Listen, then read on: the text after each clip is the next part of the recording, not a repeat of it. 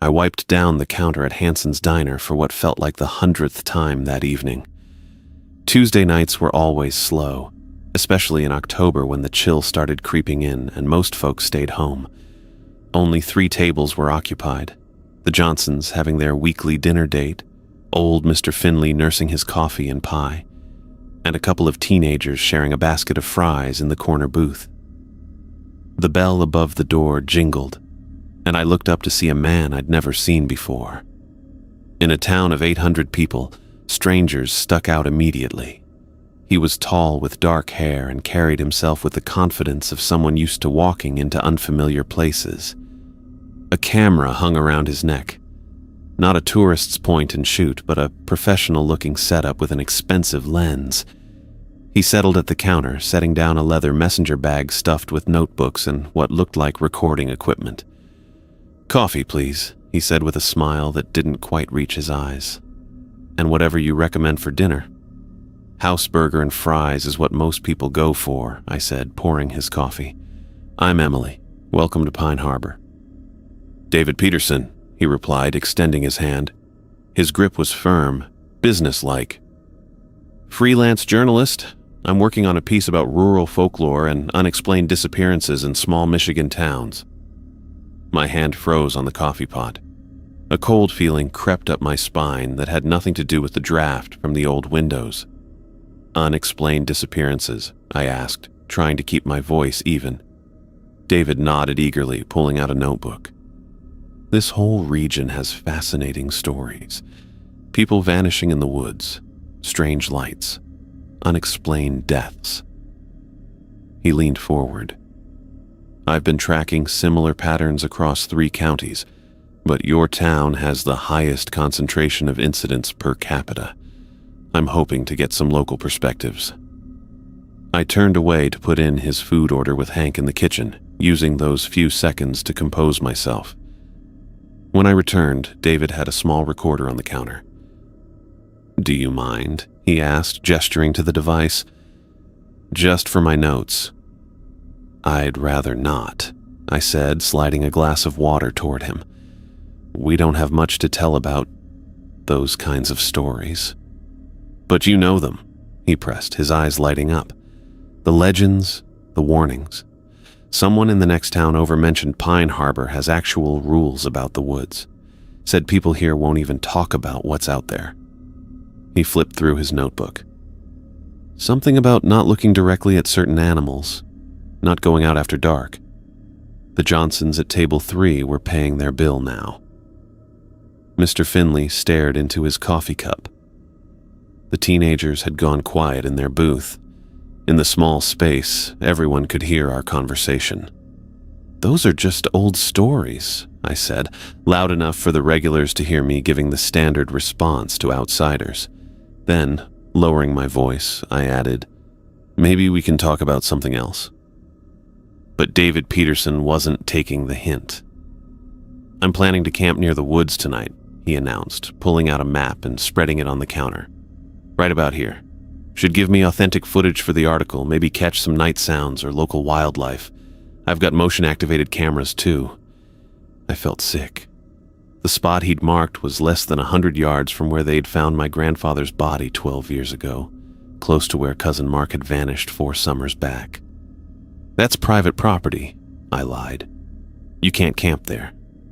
David raised an eyebrow. "The county land records show it's public forest land." I checked. Mr. Finley coughed loudly and shuffled out, leaving a 20 under his coffee cup for a $7 meal. The teenagers hurried after him, avoiding eye contact. The Johnsons lingered by the door, Nancy Johnson giving me a concerned look before her husband guided her outside. I was alone with David now. "Look," I said, leaning on the counter. "Our town has rules about the woods, important ones. They might sound like superstition to you, but they keep people safe." "Rules." David's eyes lit up. He clicked on his recorder despite my earlier request. "Like what, exactly?" I should have kept my mouth shut, should have given him his burger and sent him on his way. But I couldn't stand the thought of another person venturing into those woods unaware, unprepared. Not if I could prevent it. There are 5 critical rules, I said quietly. First, never enter the woods after sunset or before sunrise. Second, if you hear someone calling your name from the trees, ignore it completely. Don't answer. Don't look. Third, if you see a white deer, don't look directly at it or follow it under any circumstances. Fourth, don't take anything from the woods. Not a flower, not a stone, nothing. And fifth, if you feel watched or hear whispers, leave immediately, walking backward until you reach the road. David's smile widened as he took notes. This is gold, absolutely perfect for my piece. I'm not telling you this for your article, I said sharply. I'm telling you because people who break these rules get hurt, or worse. What happens if someone breaks them? He asked. The kitchen bell dinged. I retrieved his burger, buying time to decide how much to share. My grandfather went mushroom hunting 12 years ago, I said, setting the plate in front of him.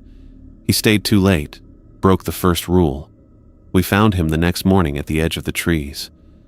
The medical examiner said heart attack, but I paused, remembering his face. His eyes were wide open. His mouth was stretched, like he'd seen something that terrified him to death. David took a bite of his burger, chewing thoughtfully. Stress-induced cardiac event, not uncommon in elderly people experiencing fear. He was 58 and ran 5 miles every morning, I countered. 4 years ago, my cousin Mark went in on a dare at night. He took a flashlight and his phone to record himself breaking all 5 rules. We never found his body. Just his phone with 10 minutes of footage showing nothing but trees, then static. David was typing notes into his phone now, his food half forgotten. Memory corruption is common in electronic devices exposed to extreme temperatures or moisture, and people get lost in woods all the time. Not these woods, I insisted. They're only 8 square miles. We had search parties for weeks. Dogs, helicopters with thermal imaging. Nothing. Which makes it even more interesting to investigate, David said, his voice rising with excitement. Don't you want to know what really happened to your family members? What if there's a rational explanation that's been overlooked? There isn't. Every unexplained phenomenon has a logical cause. Hallucinations from wild mushrooms, gas pockets causing disorientation, infrasound from wind patterns causing anxiety and paranoia. He counted theories on his fingers. Even animals behaving strangely due to environmental factors. I watched him eat. This stranger who thought he understood our woods after reading some articles and county records, who thought our generations of knowledge were just stories to debunk for his readers. In fact, he continued between bites, I'm planning to document myself breaking each rule systematically. Controlled experiments to show what actually happens. My stomach dropped. You can't be serious. Completely serious. That's authentic journalism, experiencing it firsthand. I'll start by entering at sunset with cameras rolling. Call out to any voices I hear, approach any wildlife I see. I might even collect some specimens. He smiled. By demonstrating nothing happens when the rules are broken, I can explore the psychological and sociological reasons why these beliefs persist. I'd seen this before. The confident outsider, certain they knew better than locals. Usually they left with nothing worse than embarrassment when their rational explanations fell apart. But not if they deliberately broke all 5 rules. Not if they went looking for what lived among the trees. Let me offer you a room at my family's bed and breakfast, I said.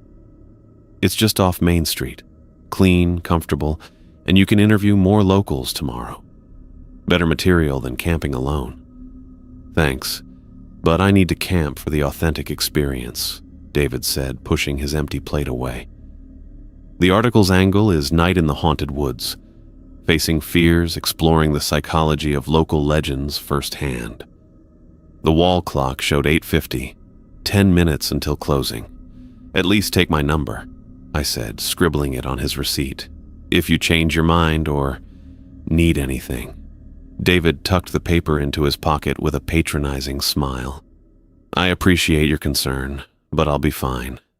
These stories, they serve a purpose. They keep children from wandering too far, maintain community cohesion through shared beliefs, preserve private hunting grounds by scaring off outsiders. I've seen it all before. He paid his bill, leaving a decent tip, and packed up his equipment. I walked him to the door, making one last attempt. The rules exist for a reason, I said. People who ignore them miss out on understanding the truth behind the legends, he finished for me. Don't worry, Emily.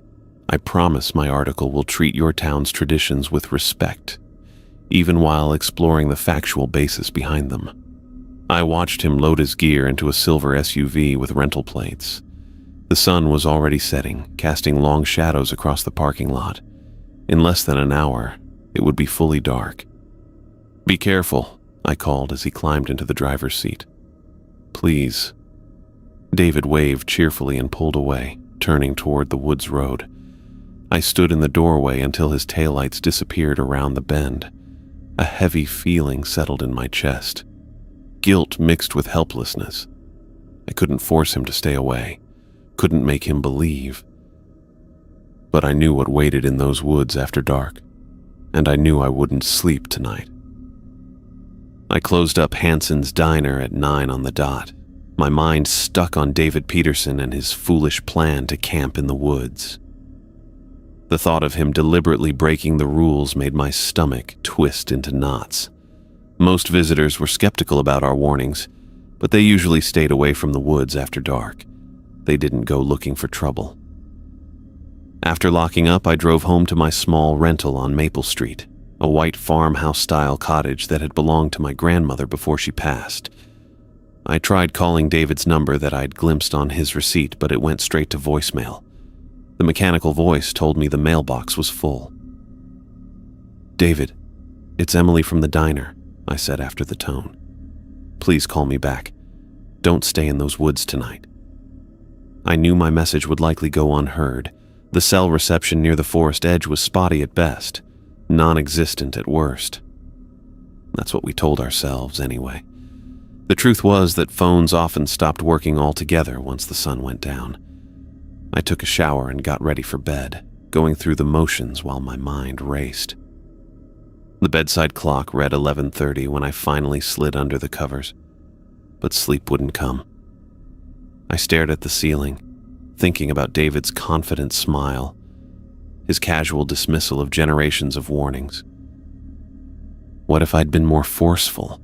What if I'd followed him? Maybe I could have convinced him to stay at the bed and breakfast instead. Or called Robert, our sheriff, to run him out of town on some trumped-up trespassing charge. But I'd done none of those things. I'd let him drive away with nothing but a written phone number and a half-hearted warning. At 1 a.m, I gave up pretending I might sleep. I paced the bedroom floor, checking my phone every few minutes for missed calls or messages. Nothing. The house creaked and settled around me, familiar sounds that usually brought comfort. Tonight, they felt like warnings. I made tea, stared at the television without really seeing it, and checked the clock again. 2:17 in the morning. I considered driving out to the campsite, but immediately dismissed the idea. Breaking the first rule to save someone from breaking the rules wouldn't help either of us. The roads near the forest weren't safe after dark, even inside a vehicle. The stories my grandmother told me as a child came flooding back. Drivers who saw strange lights and followed them off the road, never to return. People who thought they saw a loved one standing among the trees and stopped to help them. No, I needed to wait for dawn. The longest hours of my life stretched ahead. At 3, I heard it. My name, whispered softly from outside my window. Emily. I froze in my living room, teacup halfway to my lips. Emily, come see. The voice was familiar and yet wrong somehow, like someone trying to mimic a voice they'd only heard once. I set my cup down carefully and moved away from the windows. Emily, we found something beautiful in the trees. I pulled all the curtains tighter, making sure no gaps remained. Rule number 2, if you hear someone calling your name from the trees, ignore it completely. Don't you want to know what happened to Mark? He's here with us." My cousin's name in that voice made me clench my fists so hard my nails cut into my palms. I turned on the radio to drown out the whispers, settling on an old classic rock station playing songs my grandfather used to love. The whispers continued intermittently for almost an hour before falling silent. I knew what it meant. David's presence in the woods had stirred things up, broken the fragile balance that kept our town safe.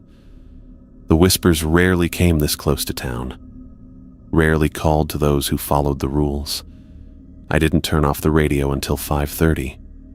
When I finally did, the silence felt heavy with expectation. At the first hint of dawn, 6:02 according to my phone, I grabbed my keys and headed for my truck. The sky was just beginning to lighten, painting the clouds in shades of pink and gold. Morning was the safest time to approach the woods, old wisdom said. Whatever lurked there retreated deepest as the sun rose. I followed the same road David had taken the previous evening, turning onto the narrow dirt path that led to the public forest land. His silver rental SUV was parked where the trail began, untouched as far as I could tell. I pulled in behind it and shut off my engine. The campsite wasn't hard to find. About 100 yards from the parking area, just within sight of the deeper woods, but not past the invisible boundary locals knew to observe. David had pitched a small dome tent in a clearing and set up what looked like an elaborate camera system on tripods around the perimeter. The tent flap was open, sleeping bag empty inside. "David," I called, my voice sounding too loud in the morning stillness. Birds chirped overhead, a normal sound that somehow made everything else feel more wrong. His equipment lay scattered, some cameras knocked over, a notebook open on a camp table with half-finished notes. His fancy digital recorder sat beside it, the red recording light still blinking. I picked it up carefully and pressed play. "This is David Peterson, reporting from the supposedly haunted woods of Pine Harbor, Michigan." His voice came through clearly, confident and slightly mocking. "It's now 9:45 p.m., and I'm about to begin systematically testing the 5 rules the locals insist will protect me from." He chuckled. "Well, whatever they think lives in these woods." A pause, then the sound of movement. Rule number 1 states never enter the woods after sunset. As you can see, well, here, since it's just audio now, I'm walking into the tree line at night. Temperature is dropping slightly, but nothing unusual for October in Michigan. More footsteps, leaves crunching. I've set up motion-activated cameras throughout this area. If anything moves out here tonight, I'll catch it. Now for rule number 2. According to local lore, if I hear someone calling my name, I should ignore it. He raised his voice. "Hello? Anyone out there want to call my name?" Silence on the recording. Then David's laugh. Not surprisingly, the trees aren't talking back. Moving on to... Then, so faint I nearly missed it, a whisper. "David." He didn't seem to notice. Rule number 3 warns against looking directly at white deer. I haven't seen any wildlife yet, but it's early. Typical white-tailed deer are active at dawn and dusk, so... "David." The whisper came again, louder. This time he paused. "Hello? Is someone there?" "David, come see who's there." His voice had lost some of its confidence. "This is private property. I have permission to be here." A lie, I knew. He had no permission beyond the public access laws. "David, look at us." "Who's us?" "Show yourselves." Footsteps again, faster now. If this is some local trying to scare off the outsider, it won't work. I'm a journalist. I don't frighten easily. A sound came through the speaker then. Not quite laughter, not quite whispers, but something in between that made my skin crawl. "Fascinating," David said, his journalistic detachment returning. "Some kind of audio phenomenon. Could be wind through the trees, creating sounds that mimic human speech patterns. I've documented similar effects in caves with unusual acoustic properties. The recording continued with him moving deeper, theorizing about infrasound and auditory hallucinations triggered by suggestion. Then came a sharp intake of breath. There's something... I see movement between the trees. Approximately 30 yards ahead. Could be a deer. The coloring appears... yes, it's white. Fascinating. I'm going to approach slowly and get footage. No, I thought. That's rule number 3. Don't look at the white deer. It's just standing there. Beautiful specimen. Unusually pale, almost luminescent in the moonlight. I don't think it's an albino. The eyes aren't red. I can't quite make out the color from here. His breathing quickened. I'm moving closer. It doesn't seem afraid. In fact, it almost appears to be watching me, waiting for me. More footsteps, then silence. Oh. Just that single word, spoken in a tone of wonder and revelation. Oh, I see now. It's not... I understand. The recording cut to static, a harsh white noise that made me jump. I hit stop, my hands shaking. I checked his phone next, found on the ground near the tent. Several missed calls from someone labeled editor, and one text message asking about progress on the article. No outgoing calls since yesterday afternoon. I needed to find David. If he had broken the rules and survived the night, he might still be nearby. I walked toward the tree line, stopping well short of where the real forest began.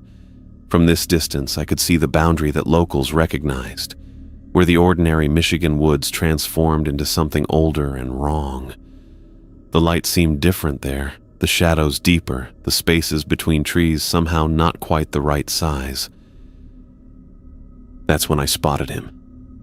David sat with his back against a tree at the very edge of the forest. He wasn't moving, just staring straight ahead into the deeper woods. His camera lay broken on the ground beside him. "David?" I called, approaching cautiously. "David, it's Emily from the diner." He didn't respond, didn't even blink. I moved closer, waving a hand in front of his face. His eyes were open but unfocused, the pupils dilated despite the morning light. "David, can you hear me?" Finally, he turned toward me. The movement was too smooth, too deliberate, like someone operating a machine they weren't familiar with. When he smiled, something was fundamentally wrong with the expression. Too wide. Muscles stretched in ways they weren't meant to stretch. "Emily," he said, his voice flat and slightly distorted. "Why are you worried about someone who didn't respect the rules?" A chill ran through me. The words were formed with David's voice, but the cadence was all wrong, like someone else speaking through him. "I'm here to help you," I said, trying to keep my voice steady. "We need to get you back to town." "Why?" he asked, that terrible smile still fixed on his face. "I need to go back. They're waiting for me." "Who's waiting, David?" He looked back toward the deeper woods, his expression shifting to one of longing. "The pale ones. They showed me the truth. About the rules. About everything." He reached out, pointing. "They're so beautiful, Emily. You should see them." I didn't look where he pointed. Instead, I grabbed his arm and tried to pull him to his feet. "We need to go now, David. Right now." His skin felt cold under my fingers despite the flannel shirt he wore. When he finally stood, his movements were jerky, uncoordinated, like he was operating his limbs from memory rather than instinct. "I need to finish my investigation," he said, pulling against my grip and taking a step toward the trees. "I need to go deeper. They're waiting to show me more." "Your investigation is over," I said firmly, tugging him toward the parking area. "You need medical attention." David laughed then, a sound that had nothing to do with humor. "Medical attention won't help me see the truth. Only they can show me that." I managed to turn him away from the trees, but he kept looking back over his shoulder, that unnatural smile returning whenever his gaze drifted toward the forest. His feet dragged and stumbled on the uneven ground as I pulled him along. "The woods are calling me home, Emily," he said in that wrong voice. "Don't you hear them? They're calling your name too." I tightened my grip on his arm. "We're going to my truck, now." "They told me about your cousin," David said suddenly. "Mark went deeper than anyone else. He saw everything. Don't you want to know what happened to him?" I refused to engage with whatever was speaking through David. Instead, I focused on the practical task of getting him to my truck, one foot in front of the other. Don't look back at the trees. Don't listen to the whispers that might be the wind or might be something else. David's resistance grew stronger as we got farther from the woods. He twisted in my grip, his eyes fixed on the forest behind us. "I need to go back," he insisted, his voice rising with desperation. "They're not finished with me. My story isn't complete." "Your story is over," I said, finally reaching my truck and yanking open the passenger door. "Get in." He tried to pull away, but I maintained my grip on his arm. Whatever had happened to him in those woods had affected his mind, but not his physical strength. I managed to maneuver him toward the open door, but he braced his free hand against the frame, refusing to enter.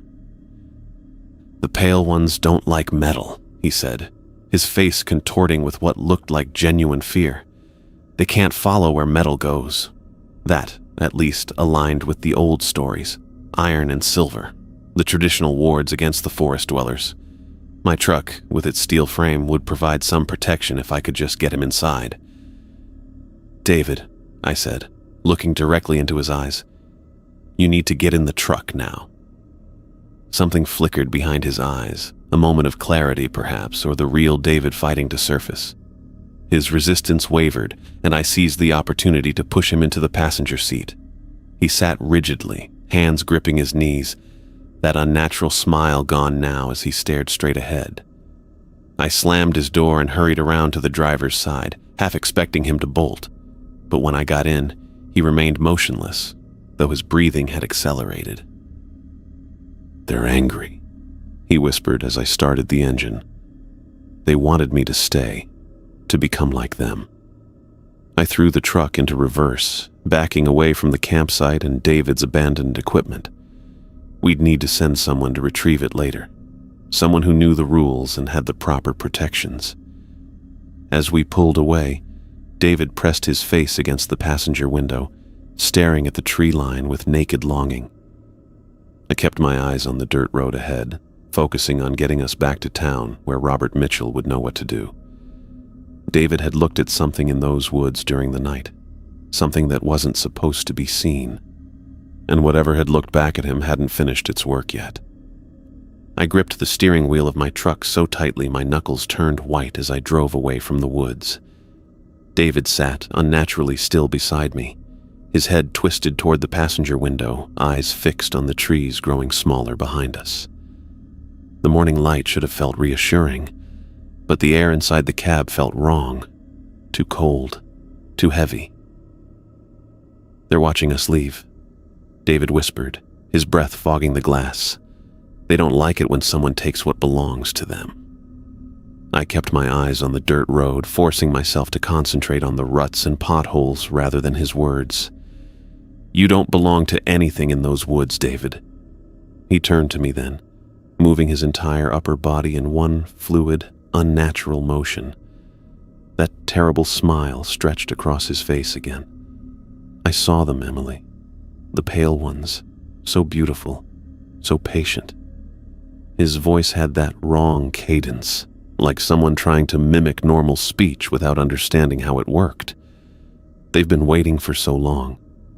"Stop talking," I said, pressing harder on the gas pedal as we hit the paved road into town. "Just stop." David laughed, a hollow sound that didn't match the movement of his face. "They showed me what happened to your cousin, what happened to all the others who came too close. They showed me what will happen to everyone in Pine Harbor eventually." I switched on the radio, turning the volume up to drown him out. An old Bruce Springsteen song filled the cab, but David kept talking, his words just audible beneath the music. The rules don't protect you. They just delay the inevitable. His hand shot out suddenly, gripping my arm with ice-cold fingers. You should have let me stay. They're angry now. They'll come looking. I yanked my arm away. We'll be in town in 5 minutes. Robert will know what to do. David's smile widened at the mention of the sheriff's name. Robert Mitchell, the protector, the one with the silver bullets. He pressed his face against the window again. Do you think Silver will stop what's coming now? The 10-minute drive to town felt like hours. By the time I pulled up in front of the sheriff's office on Main Street, David had cycled between eerie stillness, manic rambling about the Pale Ones, and periods of struggling against his seatbelt, trying to open the door and return to the woods. I parked directly in front of the building's steps and cut the engine. Wait here, I told him, knowing it was pointless. Whatever was left of David Peterson wouldn't follow instructions. I ran inside, finding Robert at his desk reviewing paperwork. He looked up, immediately alert at my expression. What's happened? He asked, already standing and reaching for his jacket.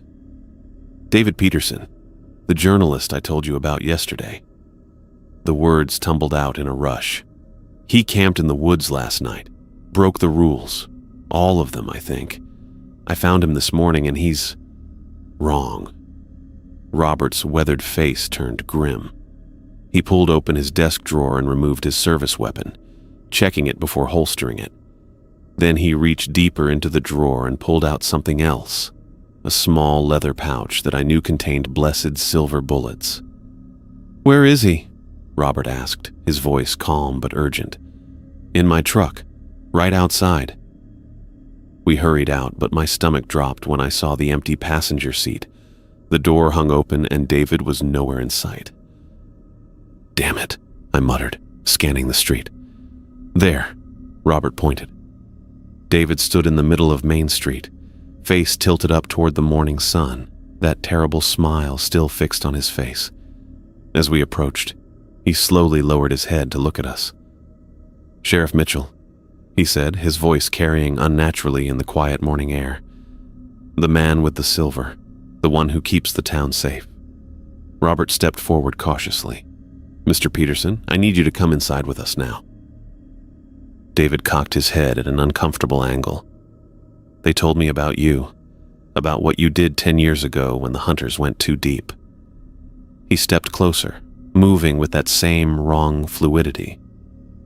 Did you really think those men were lost? That their bodies were never found because of wolves? Robert's face remained impassive, but I saw his hand move subtly toward his holster. Emily, get on the other side of him. I circled wide, positioning myself behind David while Robert kept his attention. The few early morning shoppers and workers along Main Street quickly crossed to the other side, giving us a wide berth. Pine Harbor residents knew when something wasn't right. Let's get inside, Robert said to David, gesturing toward the sheriff's office. We can talk there. To my surprise, David nodded and allowed us to guide him into the building.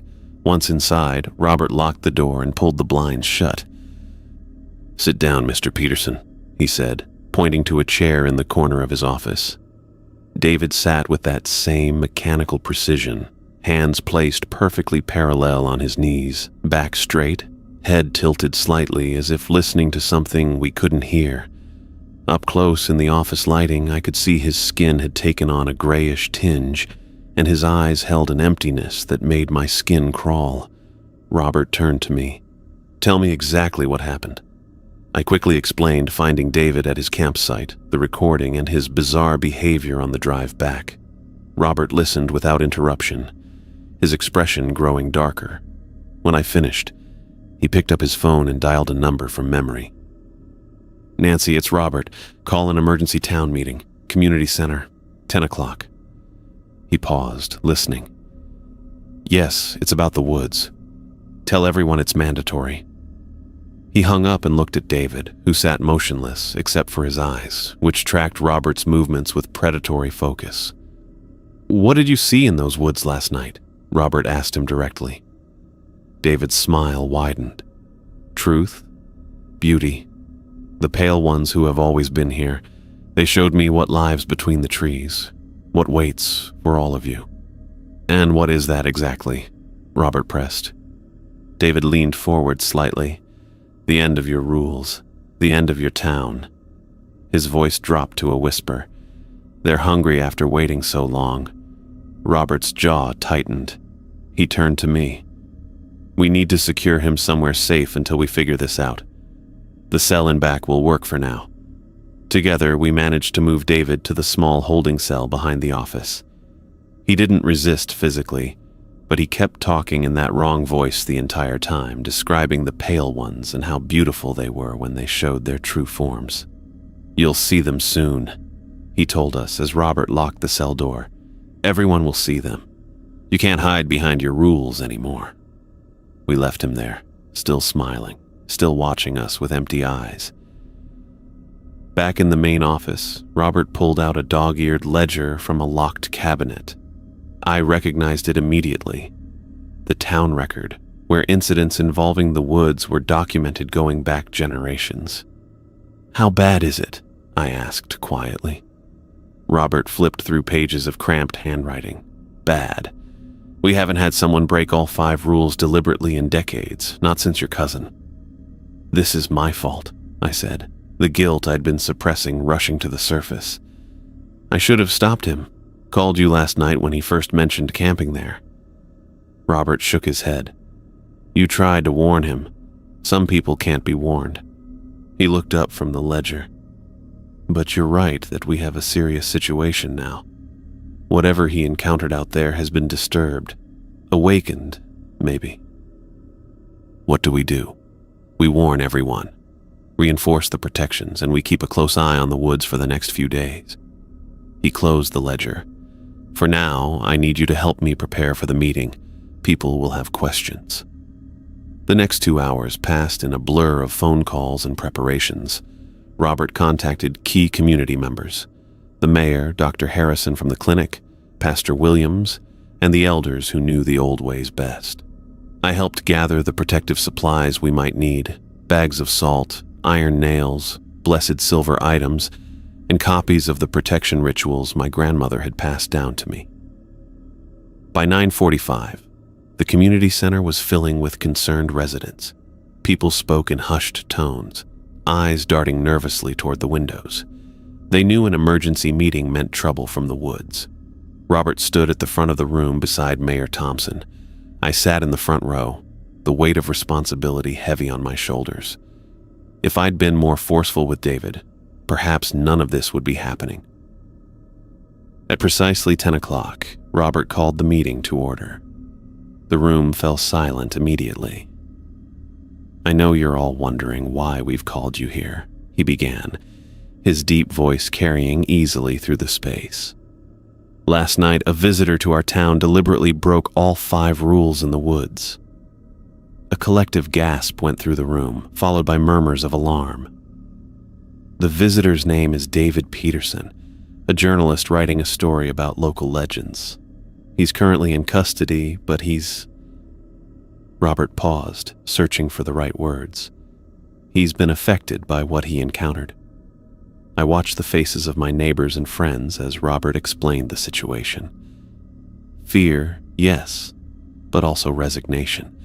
The look of people who had lived with this threat for generations and knew exactly what it meant. The immediate concern is containment, Robert continued. We need to reinforce the standard protections around all homes and businesses. Salt lines at doors and windows, iron nails above entryways, the usual precautions, but doubled. Mayor Thompson stepped forward. School will be canceled for the rest of the week. No one under 18 leaves home without an adult.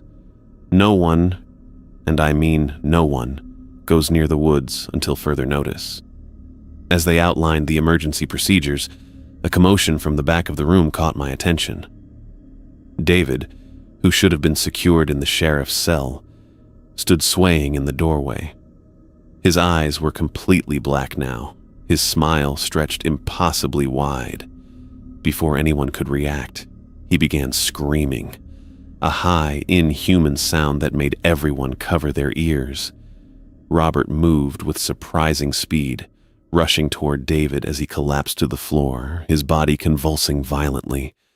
Foam flecked his lips, and his limbs twisted at impossible angles. "Get back!" Robert shouted to the crowd as they pushed away from David's thrashing form. "Dr. Harrison!" The doctor rushed forward with Robert, both kneeling beside David as his body arched off the floor. The screaming had stopped, replaced by a series of clicking sounds that seemed to come from deep in his throat. "How did he get out of the cell?" I asked as I joined them. "He didn't," came a voice from the doorway. Deputy Clark stood there, keys in hand. "I just checked. The cell is still locked, empty, but locked." A chill ran through me. That wasn't possible.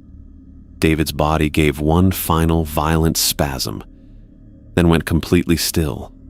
Dr. Harrison checked his pulse, their face grim. "He's alive, but barely. We need to get him to the clinic." As they prepared to move him, Mrs. Henley, who lived closest to the forest edge, stood up suddenly.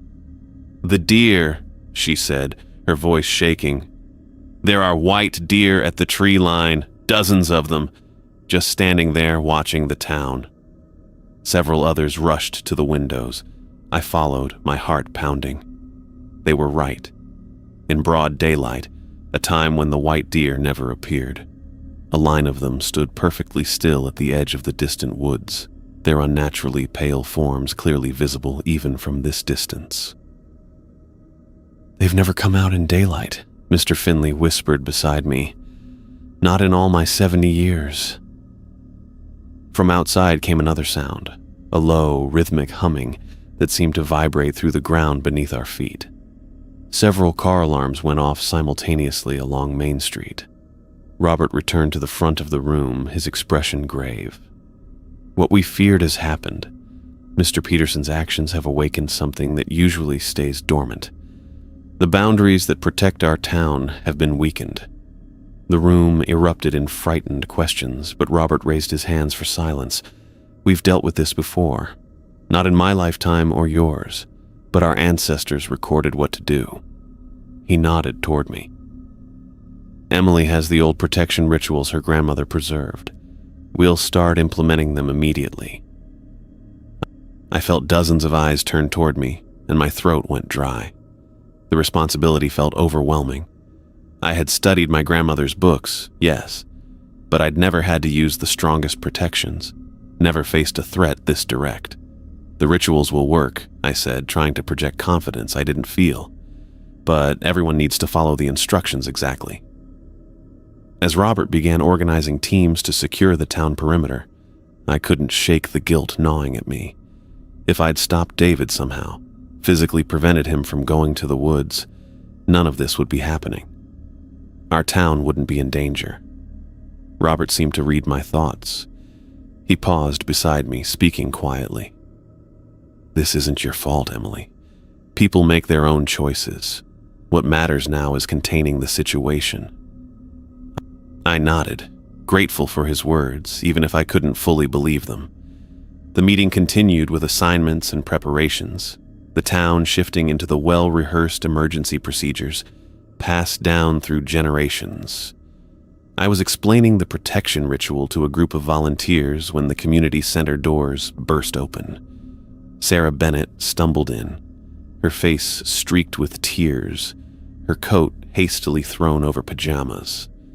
Her wild eyes searched the room until she spotted Robert. "Tommy's gone," she cried out, her voice breaking. "My son is gone." Robert rushed to her side, guiding her to a chair as she collapsed into it. "When did you last see him, Sarah?" "This morning before all this started," she gasped between sobs. "He was playing in the yard. I went inside to answer the phone, just for a minute. When I came back out, he was gone." "Did you search the house? The neighborhood?" Robert asked. Sarah nodded frantically. "Everywhere." Then Mrs. Cooper said she saw him walking toward the old trail. the one that leads to the woods." Her voice dropped to a whisper. He told her he heard his grandmother calling him. "Robert, my mother died 3 years ago." My blood ran cold. Rule number 2, ignore voices calling your name from the trees. But how could an 8-year-old boy be expected to ignore what sounded like his beloved grandmother? "How long ago was this?" I asked, dreading the answer. Sarah looked at her watch. "Almost 30 minutes now." Robert and I exchanged glances. We knew what this meant. Children were especially vulnerable to the woods' influence. If Tommy had heard voices calling him and gone toward the trees, we had very little time.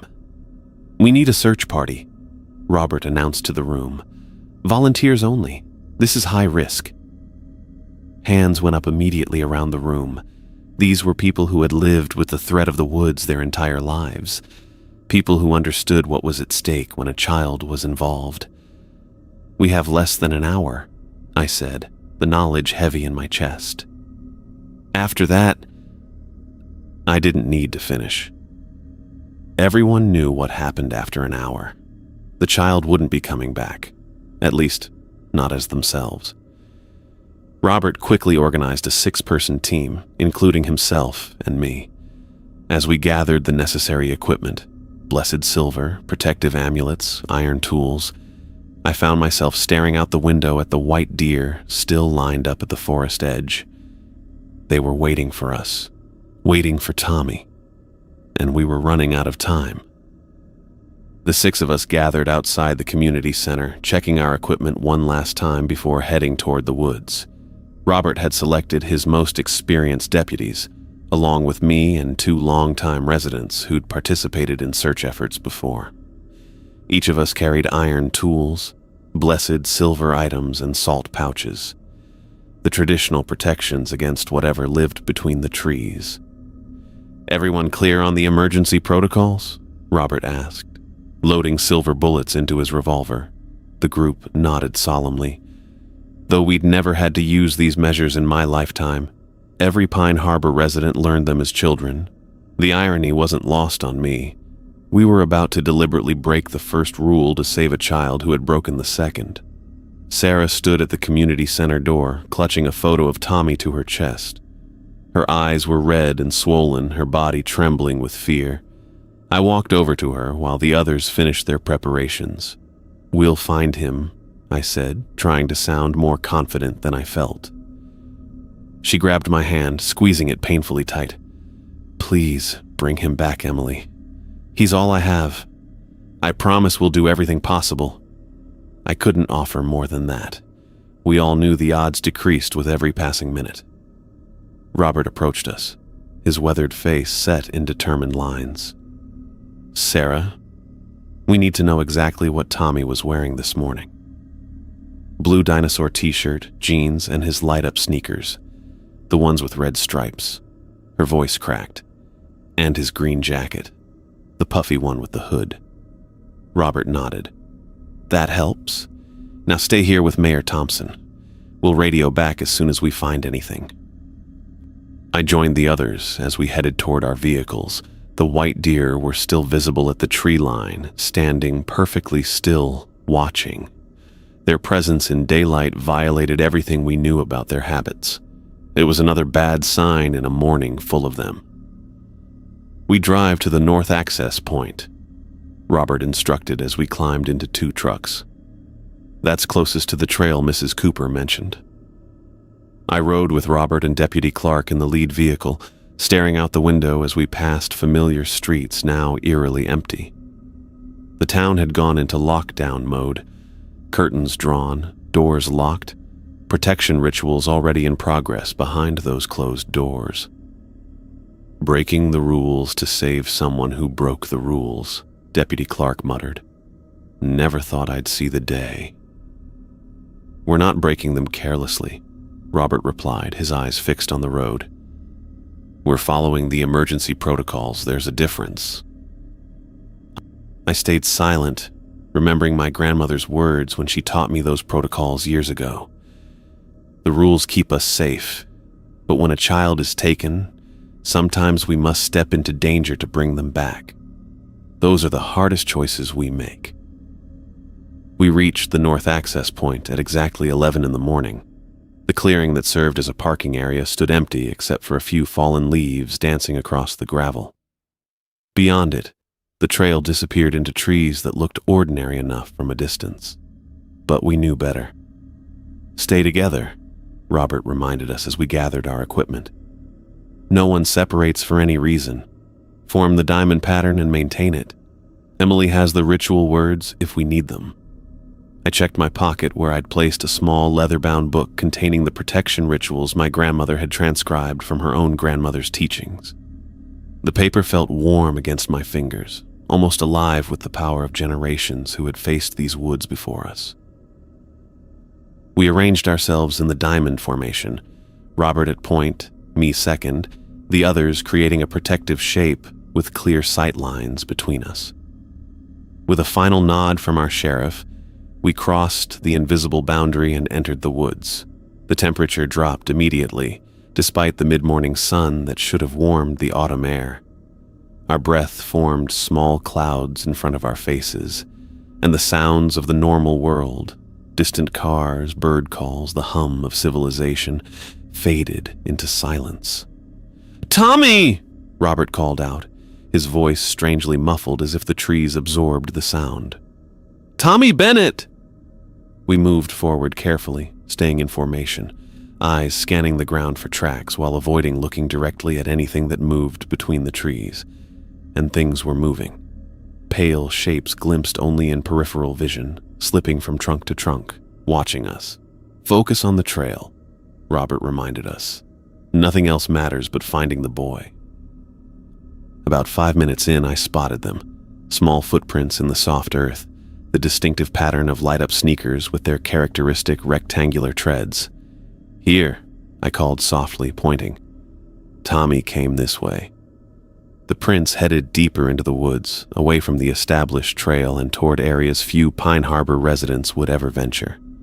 Robert knelt to examine them. "Recent," he confirmed. "No more than an hour old." We adjusted our course to follow the footprints, maintaining our diamond formation even as the path narrowed. The white deer began appearing more frequently now, standing motionless between distant trees. I kept my eyes down, focusing only on Tommy's tracks and the few feet of forest floor ahead of me. Then the voices started. "Emily." The sound came from somewhere to my left, a perfect imitation of my grandmother's voice. "Emily, I need your help over here." I ignored it completely, just as we'd all been taught. The others heard their own names too. I could tell by the tension in their shoulders, the way their steps briefly faltered before continuing forward. "Deputy Williams, your daughter is hurt," came a child's voice from the right. "Don't engage," Robert reminded us without turning. "Whatever you hear, it's not real." The footprints led us to a small stream that cut through the forest floor. Here, Tommy's trail became confused. The prints circled the area multiple times before heading north, parallel to the water. "He was disoriented," I said quietly, "or something was leading him in circles." "Listen," Deputy Clark whispered. We all fell silent. At first, I heard nothing but the gentle gurgle of the stream. Then it came. The faint sound of a child crying somewhere ahead of us. "Tommy?" Robert called, his voice tight with controlled urgency. The crying stopped immediately, replaced by a soft giggle that raised the hair on my arms. "That's not right," Mr. Finley muttered, one of the volunteers who'd joined us. "That doesn't sound like a child." "Stay in formation," Robert ordered as we pressed forward, following both the footprints and the intermittent sounds of crying that started and stopped in unnatural patterns. The trees grew thicker here, older, their branches creating a canopy that blocked much of the daylight. Shadows stretched longer than they should have at midday, and the air filled with a musty scent like old leaves and stagnant water. I kept my eyes on the forest floor, tracking Tommy's prints while mentally reciting my grandmother's protection words. The white deer moved closer, always at the edges of our vision, never directly in front of us. I counted 12 of them now, forming their own perimeter around our group. "Hello, friends," a voice called from ahead. "I've been waiting for you." I knew that voice, though it sounded wrong, flatter somehow, with strange pauses between words. Looking up cautiously, I saw David Peterson standing about 20 yards ahead on the path. But this wasn't the David I'd brought back from the woods earlier. His face had changed. The smile that had seemed unnatural before was now physically impossible. The corners of his mouth extended too far, carved into his cheeks like a Halloween pumpkin. The cuts looked raw and recent, thin trickles of blood still visible on his skin. His eyes remained completely black, reflecting nothing. "David," Robert said evenly, keeping his revolver at his side but ready. "Where's Tommy Bennett?" David's carved smile widened impossibly further. He's seeing the truth now, the beauty I discovered. He moved toward us with that same wrong fluidity I'd noticed earlier. "You should all see it too. The pale ones want to welcome you." "Stay back," Robert warned, raising his weapon. "We're here for the boy, nothing else." David stopped, cocking his head at that same uncomfortable angle. "But they're curious about you, Sheriff, about all of you, especially Emily." He turned those black eyes toward me. "They remember your family, your grandfather, your cousin Mark." I forced myself to look only at his chest, not his face or the trees around him. "Where's Tommy?" I asked, my voice steadier than I expected. David laughed, a hollow sound that seemed to come from everywhere and nowhere. "Following his grandmother. She's showing him things no living person has seen." He gestured behind him. "I can take you to him, all of you. There's room for everyone among the pale ones." "He's trying to separate us," Robert murmured. "Stay in formation." We began moving forward again, giving David a wide berth. He pivoted unnaturally to watch us pass, that carved smile never changing. "You're going the right way," he called after us. "Just remember to look up when you find him. It's beautiful in the canopy. That's where they like to wait."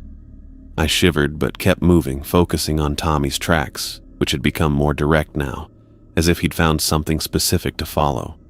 David fell in behind our group, maintaining a distance of about 10 yards. I could feel him watching us, hear his footsteps that never quite matched the rhythm a human walk should make. "They whisper such wonderful secrets," he said conversationally, as if we were all out for a pleasant nature walk. "About what they are, where they came from, what they want." "Ignore him," Robert instructed, though the tension in his voice betrayed his own unease. We pressed deeper into the woods, the light growing dimmer despite the midday hour. Tommy's tracks remained clear. Too clear, I realized, as if he wanted to be followed, or something wanted us to follow. A clearing appeared ahead, perfectly circular in a way natural forest openings rarely are. The tracks led directly to its center. As we approached the edge, I saw him. Tommy Bennett stood perfectly still in the middle of the clearing, his small frame rigid, head tilted back to stare at something high in the tree canopy. His green jacket was smudged with dirt, but he appeared physically unharmed. "Tommy," I called softly, fighting the urge to run to him. The rules of formation protected us all. The boy didn't respond, didn't move a muscle. He remained transfixed by whatever he saw above. Robert signaled for us to maintain position as we cautiously entered the clearing, keeping our formation intact. The white deer had completely surrounded the open space now, still and silent among the trees. "Tommy Bennett," Robert called, his voice firm but gentle. "Your mother sent us to bring you home." Slowly, terribly, the boy began to turn. His movements had that same wrong fluidity I'd seen in David, too smooth, too controlled for a child. When he faced us, my heart sank. His expression was blank, empty, in exactly the same way David's had been when I found him. But worse, the corners of his mouth had begun to stretch, just slightly, the first hints of that carved smile forming on his 8-year-old face. "He hears his grandmother," David said from the edge of the clearing. "She's telling him the most wonderful stories up there." He pointed toward the canopy. "You should all look, just for a moment. Then you'll understand."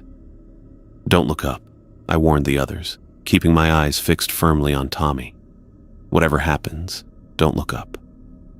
I stepped forward carefully, maintaining my position in our protective formation, but trying to get closer to the boy. "Tommy, we need to take you back to your mom. She's very worried about you." Tommy's head tilted at an unnatural angle, his eyes unfocused.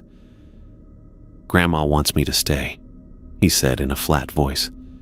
"She says I can live in the trees with her now." "That's not your grandmother, Tommy," I said gently. "Your real grandmother loved you very much, but she's gone now. Whatever you're hearing isn't her."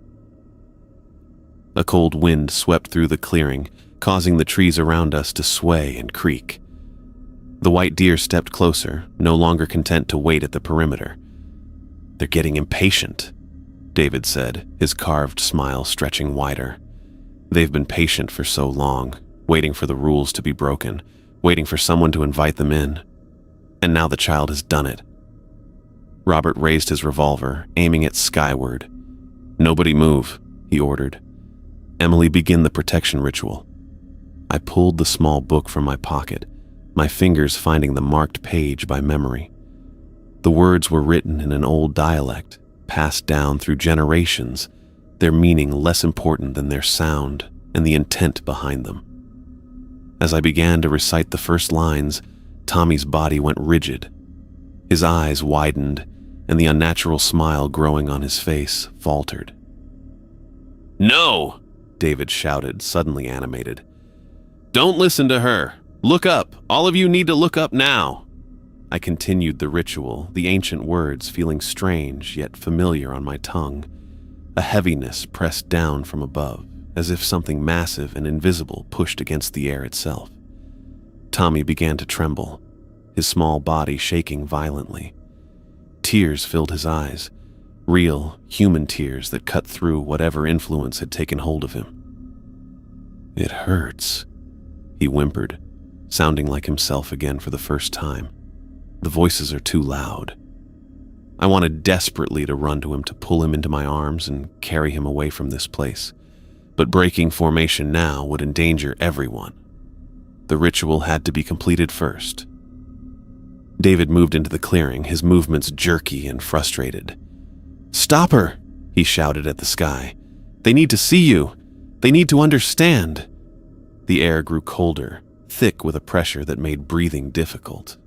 The white deer began to move, circling the clearing with increasing speed. "Almost there." Robert encouraged me as I continued reciting, my voice growing stronger with each line. Tommy fell to his knees, his hands pressed against his ears. "Make them stop," he cried. "I want my mom." As I spoke the final words of the protection ritual, Robert fired a silver bullet into the air above the clearing. The sound was impossibly loud, shattering the unnatural silence of the woods. The effect was immediate. The white deer froze, then scattered in all directions. The pressure lifted, and the clearing brightened as if a dark cloud had passed from in front of the sun. David screamed, a sound of pure rage that contained nothing human. His body convulsed, the carved smile cracking at the edges, fresh blood trailing down his cheeks. "Now!" Robert shouted. "Get the boy!" I broke formation and ran to Tommy, who collapsed into my arms, sobbing against my shoulder. His body felt ice cold, but the blank expression had left his face, and the unnatural smile had receded, leaving only the normal face of a frightened child. "I got you," I whispered, lifting him easily. He was so small, so vulnerable. "We're taking you home." Robert and the others reformed around us, creating a protective circle with Tommy and me at the center. David had fallen to his knees at the edge of the clearing, still screaming that terrible scream as black fluid leaked from his eyes. "Move out," Robert ordered. "Same way we came in. Don't stop for anything." We backed out of the clearing, keeping our eyes away from both the canopy and David's convulsing form. Tommy clung to me, his face buried against my neck, small body trembling.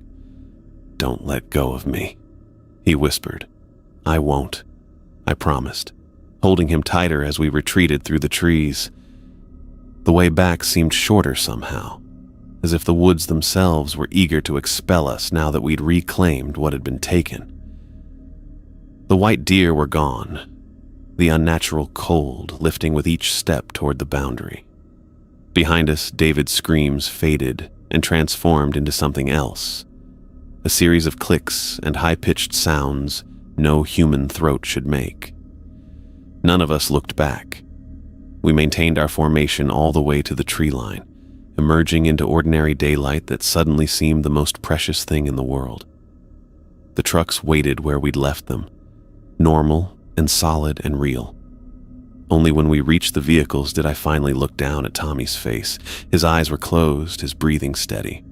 He had fallen unconscious in my arms, his small body finally surrendering to exhaustion now that he was safe. "Is he?" Robert asked, holstering his weapon. "He's alive," I said, checking the boy's pulse. "Just unconscious. We need to get him to Dr. Harrison right away." As the others loaded into the vehicles, I held Tommy on my lap in the back seat of Robert's truck, supporting his head carefully. His skin had begun to warm, the normal color returning to his face. "What about David?" Deputy Clark asked as we pulled away. Robert's eyes met mine in the rearview mirror. "We'll send a team back for him later, if he's still there." We all understood what he meant. Whatever had been using David's body might abandon it now that its plan had failed, or it might take him deeper into the woods where we wouldn't find him again. Either way, Tommy was our priority. As we drove back toward town, Tommy stirred in my arms, his eyes fluttering open for just a moment. "The pale people," he murmured, half asleep. "They wanted me to stay with them forever." "You're safe now," I told him, smoothing his hair back from his forehead. "We're taking you home to your mom." He nodded slightly before slipping back into unconsciousness, his small hand gripping my jacket as if afraid I might disappear. Looking out the window at the normal world passing by, houses, telephone poles, mailboxes, I felt the weight of what had just happened settle over me. We had saved Tommy, yes, but at what cost? The rules had been broken, the boundaries weakened, and whatever lived in those woods had revealed itself more directly than it had in generations. Robert caught my eye again in the mirror. "You did good back there, Emily. That ritual saved him." I nodded, thinking of my grandmother and all she had taught me. "The pale ones aren't finished," I said quietly, making sure Tommy couldn't hear. "Today was just the beginning." "I know," Robert replied grimly. "But for now, we got the boy back. That's what matters." I held Tommy closer as we drove through the silent streets of Pine Harbor, wondering what would come next for our town, and for the child who had seen things no 8-year-old should ever have to see. I held Tommy close to my chest, his small body trembling against mine. His eyes were beginning to flutter open, consciousness returning at the worst possible moment. My instincts took over. I immediately pressed his face against my shoulder, shielding his eyes. "Don't look, Tommy," I whispered. "Keep your eyes closed no matter what." Robert signaled to the others, and they moved swiftly to form a protective circle around us. Deputy Clark stood at my back while Mr. Finley and the others positioned themselves at equal distances, creating a human barrier between us and the threats lurking in the woods. "We need to move," Robert said, his voice tight with urgency. Before we could take a step, David's figure appeared at the edge of the clearing. He moved with that terrible fluid grace, each step too smooth, too measured to be human. The carved smile on his face had widened since I'd last looked, stretching impossibly far across his cheeks. Fresh blood trickled from the corners. bright red against his pale skin. "You can't leave yet," David said, his voice carrying an unnatural echo. "They want to welcome you properly. All of you." He gestured upward with a jerky motion. "Just look up. See their beauty. Understand what waits for everyone in Pine Harbor." Tommy whimpered against my shoulder, his small fingers digging into my jacket. "I won't let anything hurt you," I promised him softly. David took another step forward. Robert raised his revolver in warning. "The pale ones don't fear your silver, Sheriff." David laughed, the sound wrong and hollow. "They've been here longer than your bullets, longer than your town, longer than your rules." I adjusted my hold on Tommy, keeping one hand firmly over his eyes. The small leather-bound book of protection rituals felt heavy in my pocket. My grandmother's voice seemed to echo in my mind. When all else fails, the words remain.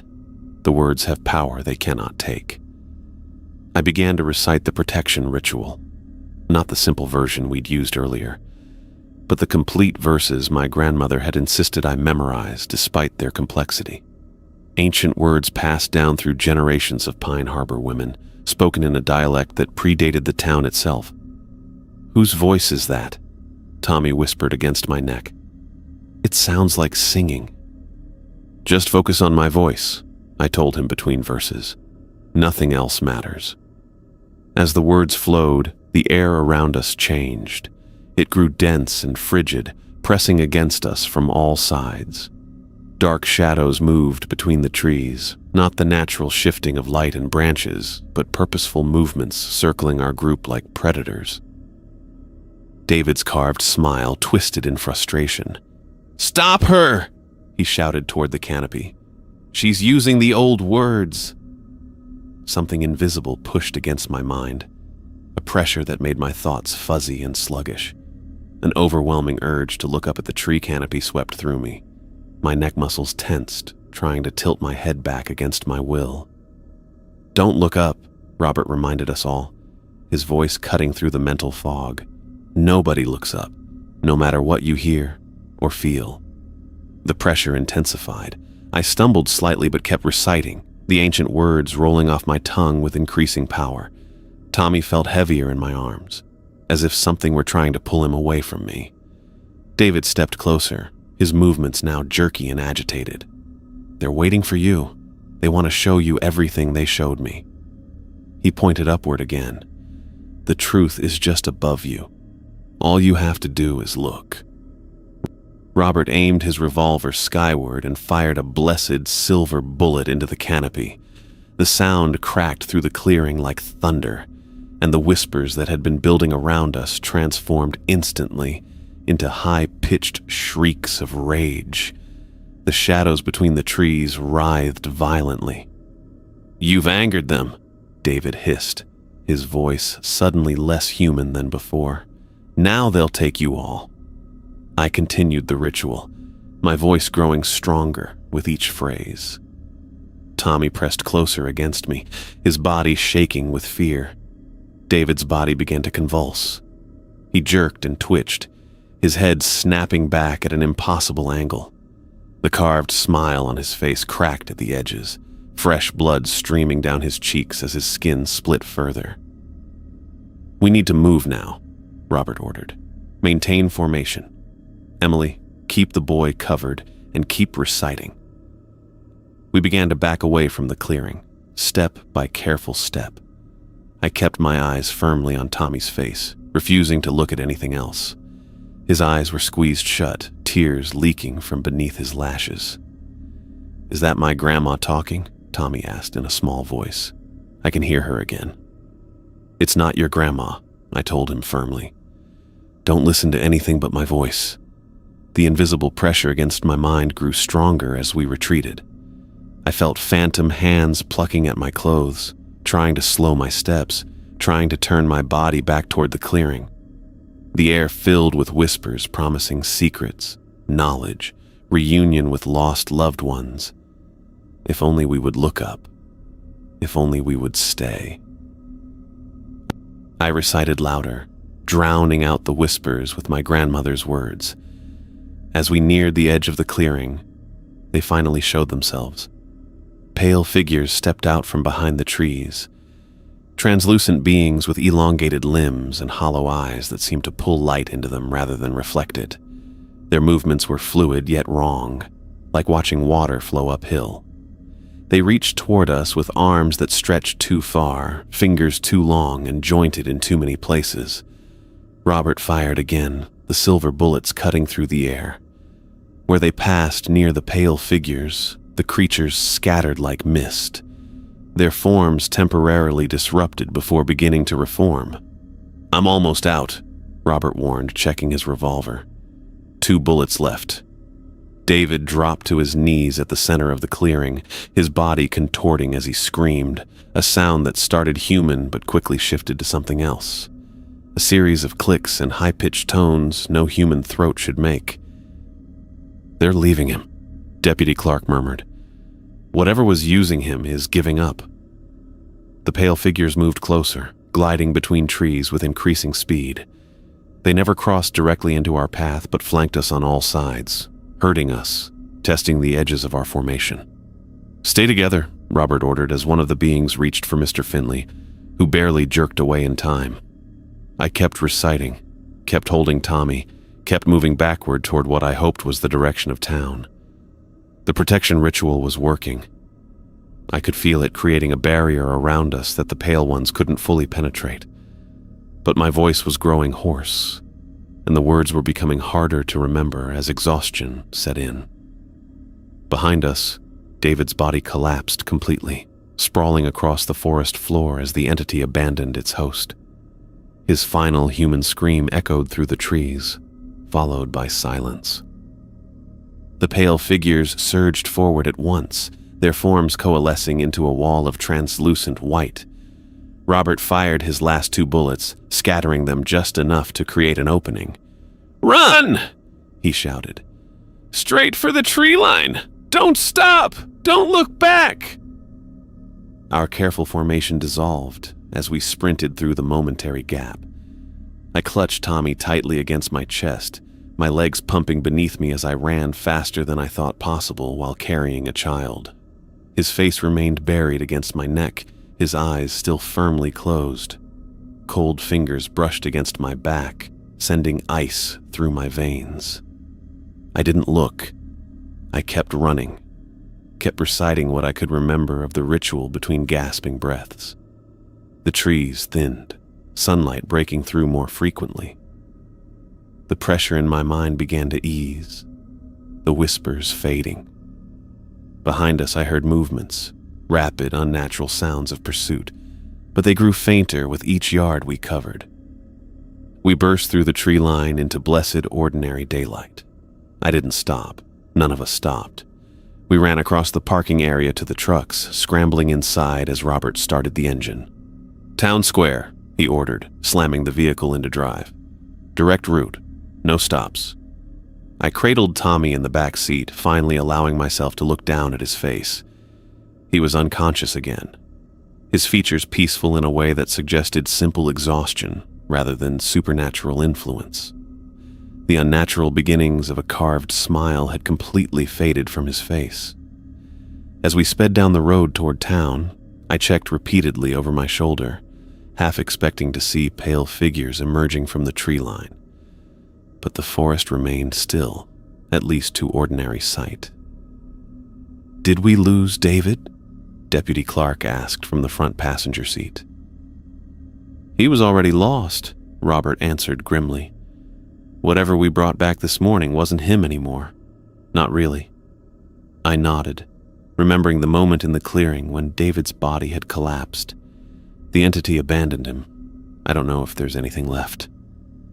We drove through the deserted streets of Pine Harbor, residents peering nervously from behind curtained windows as our vehicles passed. No one had ventured outside despite the daytime hour. They sensed the danger, even from a distance. Robert pulled up to the town square, stopping directly in front of the community center where anxious faces pressed against the windows. Tommy remained unconscious in my arms, his breathing steady but his skin still too cool to the touch. The community center doors burst open and Sarah Bennett ran toward us, her face streaked with tears. As she reached for her son, I carefully transferred his small form into her waiting arms. "Is he okay?" she asked, her voice breaking as she clutched him close. "He's alive," I told her. "We got to him in time." As the others gathered around us in the town square, I looked back toward the distant line of trees visible on the horizon. For a moment, I thought I saw pale shapes moving at the edge of the forest, watching us, waiting. But when I blinked, they were gone, leaving me to wonder if they had ever truly been there at all. Dr. Harrison's hands moved methodically over Tommy's small body as Robert and I watched from the doorway of the examination room. The boy remained unconscious, his breathing steady, but his skin still cooler than it should have been. Sarah hovered at the bedside, her fingers intertwined with her son's limp hand, eyes never leaving his face. "Physically, there's nothing wrong with him," Dr. Harrison said, setting down their stethoscope. "No injuries, no signs of trauma. His temperature is slightly below normal, but not dangerously so." "But why isn't he waking up?" Sarah's voice cracked with fear. Dr. Harrison adjusted Tommy's blanket with gentle hands. The mind protects itself, especially in children. Whatever he experienced in those woods. They paused, looking at me with knowing eyes. His brain is giving itself time to process, or perhaps to forget. I stood awkwardly in the doorway, still dusty and disheveled from our rescue mission. The memory of the pale figures reaching for us with their 2 long fingers made me shiver despite the clinic's warmth. I wanted nothing more than to go home, shower, and try to forget what I'd seen. But I couldn't leave. Not until I knew Tommy would be okay. "You should get some rest," Robert told me quietly. "You've done enough today." I shook my head. "I want to stay until he wakes up." Robert didn't argue. He understood what it meant to feel responsible in Pine Harbor.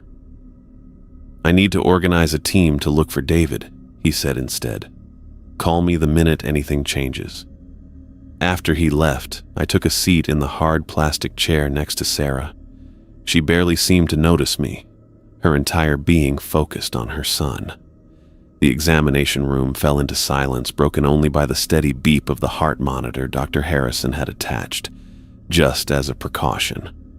"He's going to be okay," I said after several minutes, not sure if I was reassuring Sarah or myself. She turned to me then, her eyes red-rimmed but dry. "What happened out there? What did those things want with my son?" I hesitated, unsure how much to share. The pale ones were something we acknowledged without discussing in detail, a threat we prepared for without naming. But Sarah deserved to know what had nearly taken her child. "They're drawn to innocence," I explained, keeping my voice low though we were alone in the room. "Children can hear them more easily because they haven't learned not to listen yet. They called to Tommy using your mother's voice because they knew he would follow." "But why? What do they want?" I looked at Tommy's peaceful face. "To add to their numbers, to grow stronger. They've been in those woods since before Pine Harbor existed, waiting for us to forget the rules, to stop believing." Sarah's hand tightened around her son's. "And the ritual you performed, the one Robert said saved him? My grandmother taught it to me. Her grandmother taught her, and so on, back through generations of Pine Harbor women. The words create a barrier the pale ones can't cross, at least not easily." "Thank you," Sarah whispered, reaching for my hand with her free one. "If you hadn't been there..." I squeezed her fingers. But I was. We all were. The clinic settled into afternoon quietness around us. Dr. Harrison checked in periodically, but mostly left us alone with Tommy. I must have dozed off at some point because I woke to Robert's hand on my shoulder, his face grim in the fading daylight. "We found David," he said. I blinked sleep from my eyes. Where? At the edge of the woods, just sitting there staring at nothing. The carved smile is gone, but he shook his head. There's nothing left of him in there, Emily. Whatever was using him is gone, and it took everything that made him David with it. I thought of the confident journalist who'd sat at my counter just 2 days ago, so certain he could prove the supernatural didn't exist. What will happen to him? Dr. Harrison sedated him for now. We'll transfer him to the psychiatric facility in Grand Rapids tomorrow. His editor has been notified. The irony was bitter. David had come looking for a story about small-town superstitions, and now he would spend the rest of his life institutionalized, his mind shattered by the very things he'd sought to debunk. His editor will probably think he had some kind of breakdown, I said, that he got lost in the woods and his mind couldn't handle it. Robert nodded. Better that way. No one would believe the truth. As the sun began to set, casting long shadows through the clinic windows, Tommy finally stirred. His eyelids fluttered, then opened. He looked confused, blinking up at the ceiling tiles. "Mom?" His voice was small but clear. Sarah leaned forward with a strangled sob. "I'm here, baby. You're safe now." Tommy looked around the room, his gaze passing over me without recognition. Why am I in the doctor's office? Did I get sick? Sarah and I exchanged glances. "You don't remember what happened?" she asked gently. Tommy's forehead wrinkled in concentration. "I was playing in the yard, and then..." He shook his head. "I don't know. My head feels fuzzy." Dr. Harrison entered at that moment, summoned by the change in Tommy's heart monitor. After a quick examination, they pronounced him remarkably recovered and suggested he could go home after a light meal and some observation. "He really doesn't remember anything?" I asked Dr. Harrison quietly, while Sarah helped Tommy sit up and drink some water. "It's not uncommon with traumatic experiences," they explained, "especially in children. The mind protects itself by burying what it can't process. It might come back in fragments or dreams, or it might stay buried forever." I wasn't sure which would be better for Tommy, to remember and understand the danger, or to live in blissful ignorance of how close he'd come to being lost forever. While Sarah helped Tommy eat some soup the clinic nurse had brought, I stepped outside to call Robert. The evening air felt impossibly normal after everything that had happened. Streetlights flickered on along Main Street, and I could see people heading toward the community center for the meeting Robert had called. "He's awake," I told Robert when he answered. "He doesn't remember anything about the woods." "Small mercies," Robert replied. "Meeting starts in 30 minutes. We need you there, Emily. Your grandmother's knowledge is more important than ever now." I promised to come after making sure Tommy and Sarah got home safely. When I returned to the room, Tommy was sitting up in bed, looking much more like himself. The color had returned to his cheeks, and he was chattering to his mother about wanting ice cream when they got home. "The nice lady helped find me?" he asked when Sarah explained why I was there. "Yes, Emily and Sheriff Robert and some others. You were..." Sarah hesitated. "You were lost, and they brought you back." Tommy looked at me with the direct, uncomplicated gaze of childhood. "Thank you for finding me." I smiled, fighting back unexpected tears. "You're welcome, Tommy." Sarah thanked me at least a dozen times as I helped them to her car. Each expression of gratitude made me more uncomfortable. I hadn't done anything special, just followed the rituals my grandmother had taught me, carried the knowledge she'd insisted I learn even when I'd rolled my eyes as a teenager. "I mean it, Emily," Sarah said as she buckled Tommy into the back seat. "I can never repay you for bringing him back." I shook my head. There's nothing to repay. Anyone in town would have done the same. But that wasn't entirely true. Not everyone knew the rituals or could recite them under pressure.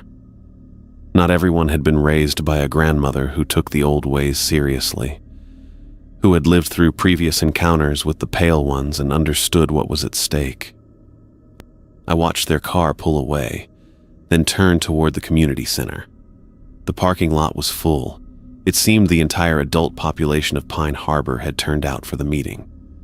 Inside, the mood was somber. Conversations hushed as I entered, and several people approached to ask about Tommy. "He's going to be fine," I assured them. "He's home with his mother now."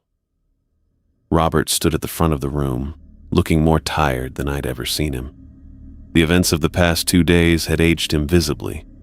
He nodded at my arrival and called the meeting to order. "As most of you know, we had a serious breach of our protective boundaries yesterday," he began. "An outsider deliberately broke all 5 rules, and then this morning, young Tommy Bennett was lured into the woods." Murmurs rippled through the crowd. Many had participated in reinforcing the town's protections after David's encounter with the Pale Ones, but few knew the details of Tommy's rescue. "Thanks to quick action and Emily Crawford's knowledge of the old rituals, we were able to bring Tommy back safely," Robert continued. "But this incident makes clear that our current approaches to protecting our community are insufficient." Mayor Thompson stepped forward. "What are you suggesting, Sheriff?" "2 things. First, we need to strengthen our defenses. The salt lines, iron nails, and other physical protections need to be maintained more diligently. Second," he looked directly at me, "we need a better way to handle outsiders." I understood immediately what he meant. If I had found a way to make David Peterson take our warnings seriously, none of this would have happened. Tommy wouldn't have been in danger. The Pale Ones wouldn't have been awakened. "Emily," Robert said, "would you be willing to share what you know, to help us create a more comprehensive guide to our protections?" All eyes turned to me. I felt the weight of their expectations, their fear, their hope. My grandmother had passed her knowledge to me because I was her only living female descendant, the only one who could carry on the tradition. But maybe that approach was too limited. Maybe the knowledge needed to be more widely shared if we were to keep our community safe. "I think we need more than just stronger defenses," I said, standing up. "We need a way to make visitors understand the importance of our rules without dismissing them as superstition. Something written down, something official-looking that explains the dangers without revealing too much." Robert nodded encouragingly. "What do you have in mind?" "A visitor's guide," I suggested. "Something we could give to anyone staying in town, at the motel, at my family's bed and breakfast. Something that presents our rules as local ordinances, with consequences for breaking them that sound official and serious." Mayor Thompson looked skeptical. "You think a pamphlet would have stopped someone like David Peterson?" "Maybe not," I admitted, "but it would give us documentation to point to. It would make our warnings seem less like folklore and more like law." The discussion continued for over an hour. Plans were made, committees formed. Mrs. Henley would coordinate the reinforcement of physical protections. Mr. Finley would work with the town council to draft official-sounding language for the visitor's guide. And I would document the protection rituals. Not all the details, but enough that more people could perform them if needed. As the meeting wound down, Robert pulled me aside to share what he'd learned about David's condition. "The psychiatric team says he's in a dissociative state," he explained. "He doesn't speak or respond to questions. The only thing he does is draw. The same image over and over." "Let me guess," I said. "Pale figures in the trees." Robert nodded grimly. "The transfer to Grand Rapids is scheduled for tomorrow morning. The official diagnosis will be acute psychosis triggered by environmental factors, getting lost in the woods, exposure, that sort of thing." "And his editor, the article he was writing?" "The editor was told David suffered some kind of breakdown. He seemed more concerned about the deadline than about David himself." Robert's expression hardened. "People like that, they're part of the problem. They push and push for a story without caring about the consequences." I thought about the visitor's guide I'd volunteered to help create. We can't stop people from coming here, Robert, but maybe we can make them listen before it's too late.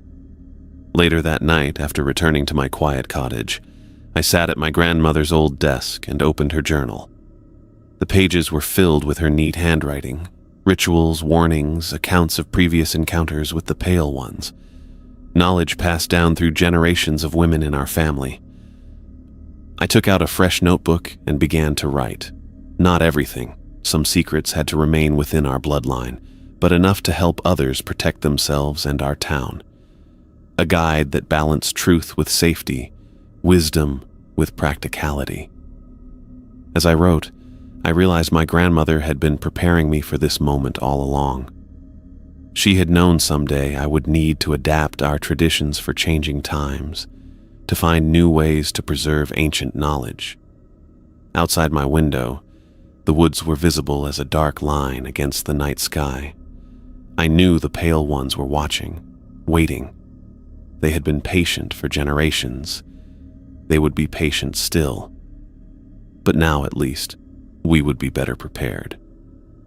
I wrote until my hand cramped, documenting what I knew while my memories of the day's events were still fresh. Tomorrow would bring new challenges, helping Tommy and Sarah heal, dealing with the aftermath of David's possession, reinforcing our town's protections. But for tonight, I had taken the first step toward a new approach to our ancient problem. Knowledge was power, my grandmother always said, and knowledge shared wisely could be the strongest protection of all.